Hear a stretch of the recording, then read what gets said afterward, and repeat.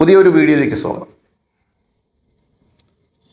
പണ്ട് ശ്രീ ശശി തരൂരിൻ്റെ പേര് NSSൻ്റെ സുകുമാരനോട് പറഞ്ഞപ്പോൾ അയാൾ ഡൽഹി നായരല്ലേ എന്നാണ് പറഞ്ഞത്. ചില വാക്കുകളൊക്കെ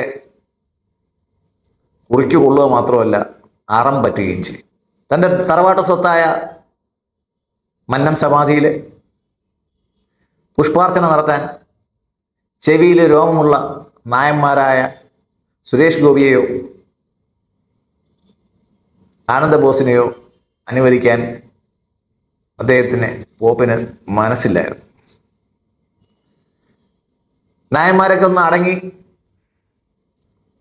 അടുത്ത സാക്ഷാൽ ഉപരാഷ്ട്രപതി വന്നപ്പോഴും പറ്റില്ല എന്നാണ് പറഞ്ഞത്. അപ്പോൾ ഉപരാഷ്ട്രപതി പറഞ്ഞു പറ്റില്ല, അതായത് ഇനി പറ്റൂല എന്നാണ്. അതായത് ഇന്ത്യയുടെ രാഷ്ട്രപതിക്ക് അല്ലെങ്കിൽ ഉപരാഷ്ട്രപതിക്ക് ഇന്ത്യയിൽ ഒരു സ്ഥലത്ത് ദർശനം നടത്തണമെങ്കിൽ, അവിടെ പുഷ്പാർച്ചന നടത്തണമെങ്കിൽ ഒരു പോപ്പിൻ്റെ അനുവാദം വേണം എന്ന് പറയാൻ മന്നം സമാധി ആരുടെ കുടുംബസ്വത്താണ് ഹേ?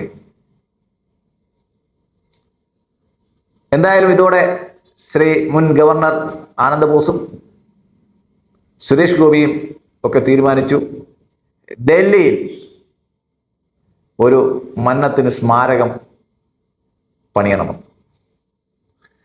എന്തായാലും വിചാരിച്ചതിൽ മുമ്പേ നടന്നു. അത് സുകുമാരനൊരു പണിയായി. സുകുമാരൻ വിചാരിച്ചിരുന്നത് ഞങ്ങൾ 2 ചായ ക്ലാസ്സുകാരാണ്, ഒന്ന് മോദിയും ഒന്ന് ഞാനും. എന്നെക്കാളും വലിയതൊന്നുമല്ല ചായ ക്ലാസ്സുകാരൻ മോദി എന്നാണ്. പക്ഷെ മോദി ഇന്ത്യയിലെ 140 കോടി ജനങ്ങൾ തിരഞ്ഞെടുത്ത ആളാണെന്നുള്ള കാര്യം മന്നത്തെ സുകുമാരന് ഓർമ്മ വേണം. എന്തായാലും പണി ഒരു 1.5 പണിയായിപ്പോയി. ഡൽഹിയിൽ വിചാരിച്ചിരിക്കാതെ തന്നെ മന്നം സ്മാരകം വന്നു. ആ സ്മാരക ചടങ്ങിൽ, ആ സ്മാരകത്തിൻ്റെ ഉദ്ഘാടന ചടങ്ങിൽ രാഷ്ട്രപതി പറഞ്ഞത് താൻ വലിയവനാണ് എന്നുള്ള ഒരു ബോധ്യം എല്ലാവർക്കും നല്ലതാണ്, പക്ഷേ അത് മറ്റുള്ളവരുടെ തലയിൽ വയ്ക്കാൻ ശ്രമിക്കരുത്.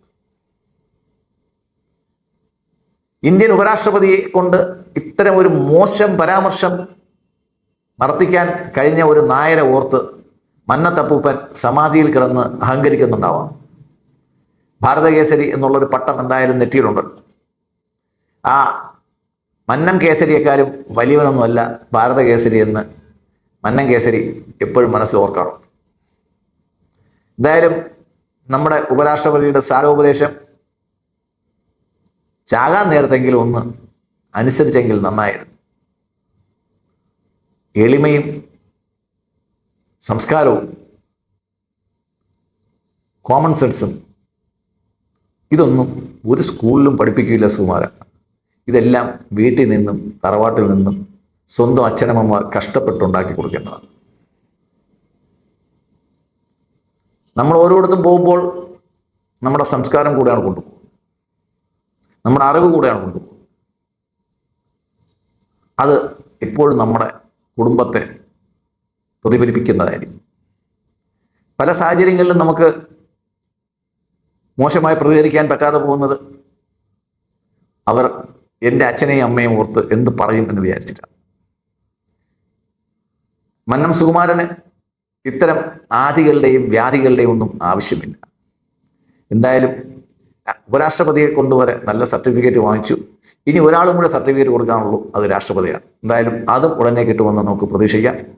മന്നത്ത് സുകുമാരന് എല്ലാവിധ ആശംസകളും. നന്ദി, നമസ്കാരം.